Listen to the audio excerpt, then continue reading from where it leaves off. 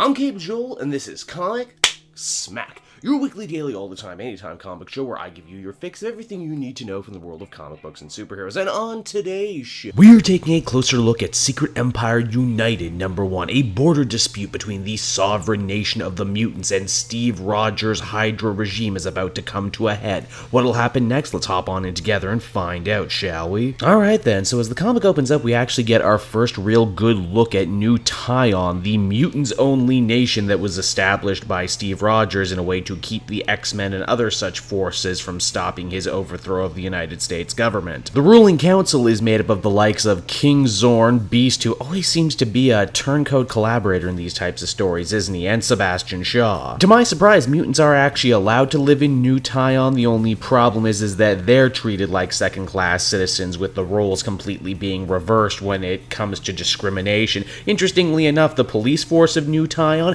dress in black and yellow like this was Grant Morrison's X-Men or something. I think that's a nice little touch. The peace between the Hydra government and the mutants of New Tyon is very, very fragile. That's why it's so shocking when Sunfire and a group of other D-list mutants decide to raid a border crossing between the two nations, killing a bunch of Hydra soldiers and saying that the mutants will not be forced to live on a reservation. This bold, broad daylight attack is thwarted by the superior octopus, Otto Octavius, who is still rocking that superior octopus moniker, right? I mean, you couldn't call yourself Captain Cthulhu or something. I mean, come on, look at the squid on you. This attack ends up being very bad for everybody, and both Hydra and the ruling council of New Tyon aren't exactly sure who's responsible. Armin Zola believes that this is the mutants attempting to test Hydra's forces before starting an all-out war on their own. Steve, Captain America, despite still being evil, still being brainwashed, and still being the head of this evil fascist regime, doesn't want to force war when it would give him nothing in return. Transversely, King Zorn, Sebastian Shaw, and the rest of the mutants believe that this is actually a false flag operation set up by Hydra, make it look like the mutants wanted to start a fight so they can exterminate all of them with public support behind them. No matter what the answer is, the ruling body of New Tyon decides that they can't allow Sunfire to be in a Hydra prison for too long lest he spill his guts about something important or be executed publicly. This is why Sebastian Shaw goes about assembling a team of powerful, if ultimately expendable, mutants, including the likes of Magic, and oh look, it's Boom Boom, everybody, I like Boom Boom. Now, while the planetary shield keeps Magic from just being able to teleport her team inside the Hydra prison, she is able to cloak them and get them in fairly easily. Once inside, though, the team ends up coming face to face with the Hydra Avengers, who have been either bribed, threatened, or press-ganged into service of Captain America. They have themselves a little battle that is fierce but ultimately pretty short, when magic on your team essentially means you're playing with all the cheats turned on. To stop a full-blown international incident from happening, Captain America decides to step in and handle this problem on his own, going on a diplomatic mission to New Tyon. This means he gets to have a little chat with Beast,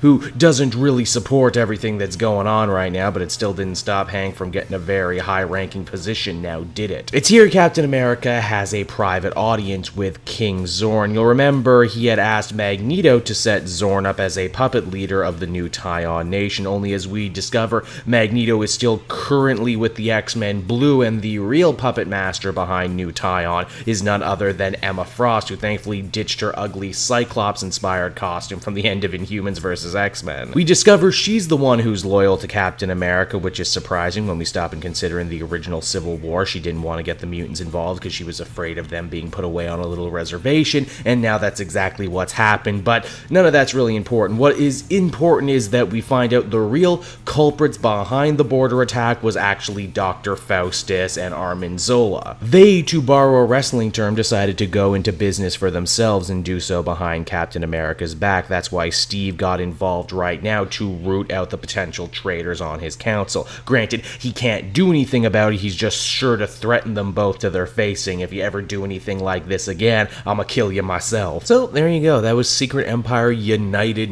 #1, just one of the many different tie-in and supplemental issues for Secret Empire that came out this week. This story was written by my buddy Jim Zub, who of course was writing Thunderbolts, will be writing Uncanny Avengers, and overall I think he does a pretty good job acclimating himself to these bigger stories. We get to see lots of fun characters, and it definitely answers some logistical questions about new tie-on in the Secret Empire universe. Then again, there's also a bit of discontinuity that pops up. I get the feeling that when Nick Spencer was dreaming up Secret Empire and its geography, it was before the soft reboot of X-Men. Characters and motivations got moved around, and now Zub kind of has to make it all make sense. Perhaps one of the most egregious things is that even though in the Captain America tie-in, where Cap strikes his deal with Magneto, they talk about new tie-in as it's a dangerous rogue nation, yet clearly here in this issue, we can see they're trading resources and maintain a border and everything else. It doesn't really ruin the story, but I wouldn't exactly call it necessary either. If you love X-Men and you want to see what they're up to in the Secret Empire before their tie-in start, yeah, you'll probably enjoy this. I'd feel comfortable giving it a 7 out of 10. So there you go, everyone. Secret Empire United #1. I hope you enjoyed it, and while you're at it, why not check out some of these other tie-ins from the week? Want to keep up to date on all my event videos and more? Well, to do that, why not mosey on over to twitter.com and follow me at Cape Joel so you'll always be the first to know. Also, for the first time ever, I have a merch store thanks to TeePublic. Yes, that's right, you can get your own Cape Joel t-shirts, stickers, and everything else. The link's down in the description along with a bunch of other great links, and I'm happy to say I've sold at least one so far. So there you go, everybody. I hope you enjoyed the video, and until next time, I will see you in another video. Bye-bye.